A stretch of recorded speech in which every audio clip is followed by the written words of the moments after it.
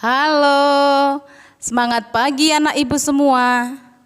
Kita bertemu kembali dalam video pembelajaran tema 3, tokoh dan penemuan. Subtema 3, ayo menjadi penemu. Pada materi sebelumnya, kamu sudah mempelajari tentang kosakata baku dan kosakata tidak baku. Sekedar untuk mengulang kembali. Apa sih kosakata baku?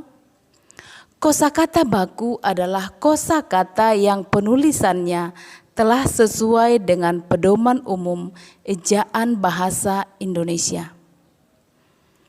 Kosakata baku wajib digunakan dalam tulisan atau percakapan pada acara-acara formal atau resmi. Coba anak ibu perhatikan gambar berikut. Kita pasti tidak asing lagi dengan wajahnya. Beliau adalah Profesor Dr. Insinyur Baharudin Yusuf Habibie yang merupakan Presiden ketiga Republik Indonesia dan menjadi kebanggaan bangsa Indonesia. Habibie dilahirkan di Parepare, Sulawesi Selatan pada tanggal 25 Juni 1936. Habibie juga dijuluki sebagai Mr. Crack karena menemukan rumus untuk menghitung cacat badan pesawat terbang. Nah, gambar berikut adalah Guglielmo Marconi yang lahir di Italia pada tanggal 25 April 1874. Beliau dikenal sebagai penemu radio. Marconi juga menerima penghargaan Nobel di bidang fisika dan gelar kehormatan dari Kaisar Rusia. Ada beberapa alat komunikasi gelombang tanpa kabel yang ditemukan oleh Marconi, antara lain telegram, radio, dan teknologi radar. Berikut kita belajar tentang manfaat radio. Yang pertama, memberitakan informasi kepada masyarakat. Yang kedua, sebagai sarana informasi. Yang ketiga, alat untuk memasang iklan untuk mempromosikan barang yang akan dijual.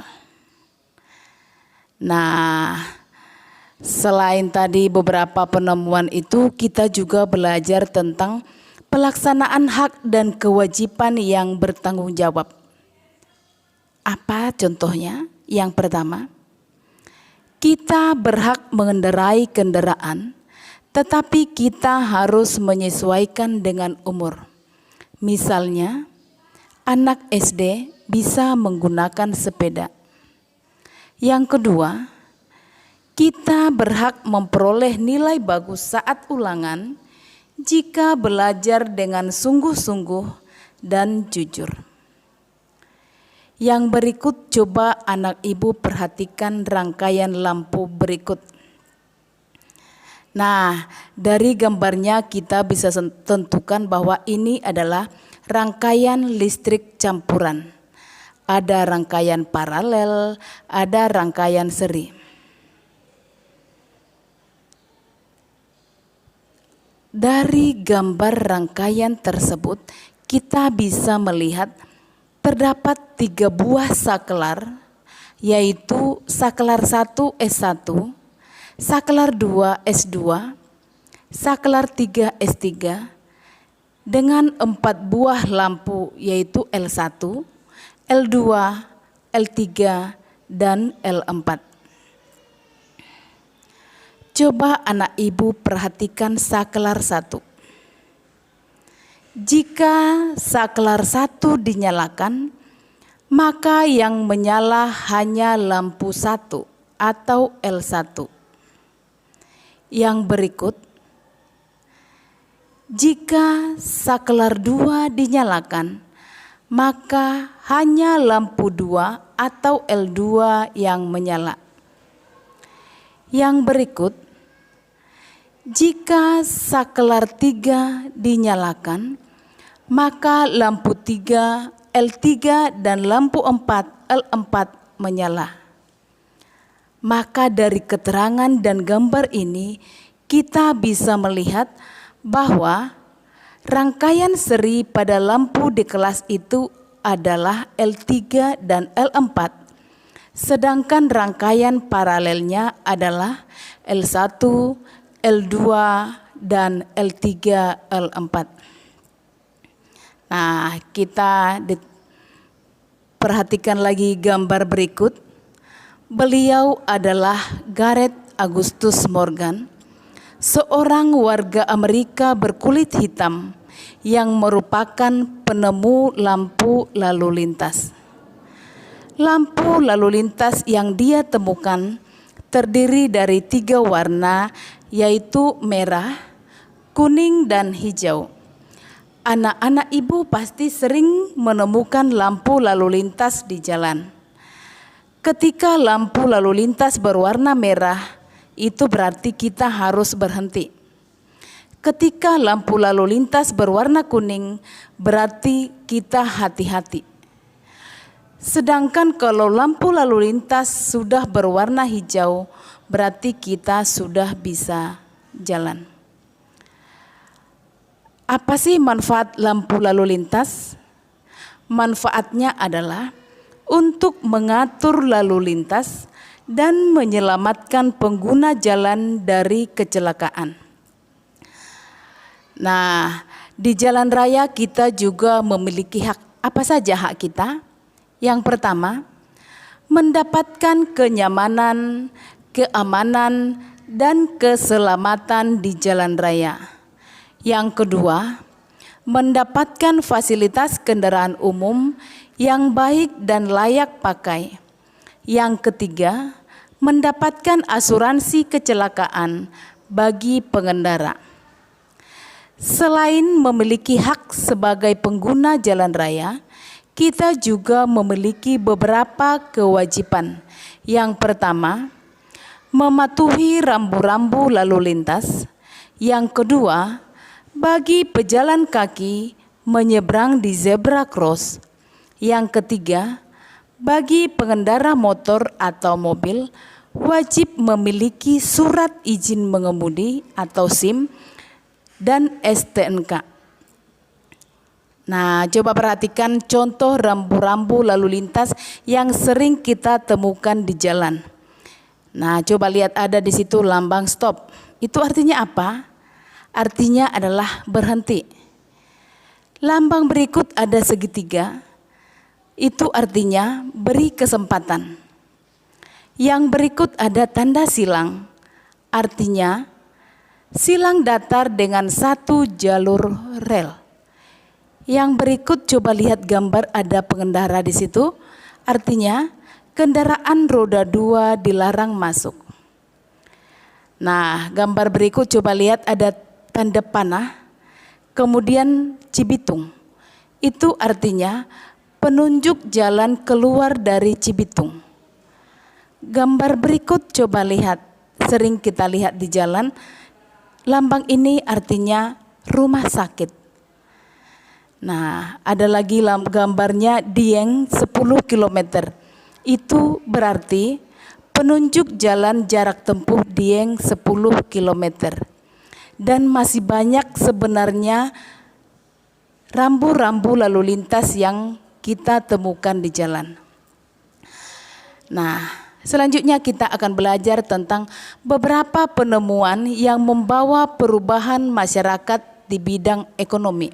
Apa saja? Yang pertama, telepon. Apa perubahan yang terjadi pada masyarakat? Yang pertama, dapat berkomunikasi jarak jauh. Yang berikut, dapat menyampaikan informasi dengan cepat. Berikutnya, Biaya penyampaian informasi murah dan efisien. Penemuan kedua adalah internet. Apa perubahan yang dirasakan masyarakat? Yang pertama, dapat menyelesaikan tugas atau pembuatan dokumen dengan mudah dan biaya murah. Kemudian yang berikut, menambah wawasan dan pengetahuan.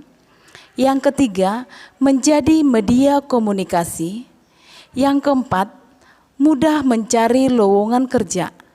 Yang kelima, mudah melakukan transaksi dan berbisnis. Yang berikut adalah penemuan angkutan kota, alat transportasi. Apa perubahan terhadap masyarakat? Yang pertama, mengurangi kemacetan di jalan raya. Kemudian biaya murah dan menghemat waktu. Nah, dari ketiga penemuan ini kita sangat diuntungkan karena pekerjaan kita semakin mudah.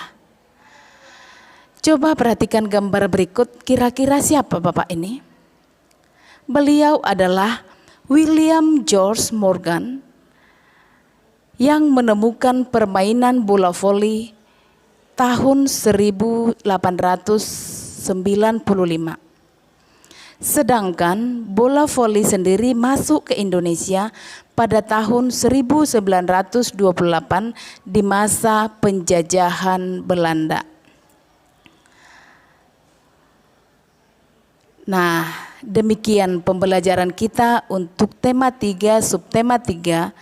Semoga bisa membantu kamu memahami materinya. Yang berikut ada tugas keterampilan bahasa Indonesia. Kamu lihat buku siswa halaman 140 sampai 141. Di sini ada teks tentang rambu-rambu lalu lintas. Dan di teks ini kita bisa menemukan kosakata yang tidak baku. Maka tugasmu adalah temukan 4 kosakata non baku dan kalimat tidak efektif dalam teks di atas. Kemudian tuliskan dalam tabel berikut ini. Tugas ini kamu kumpulkan langsung ke wali kelasmu. Dan diusahakan pengumpulan tugasnya tidak terlambat. Demikian pembelajaran kita kali ini. Terima kasih, salam sehat.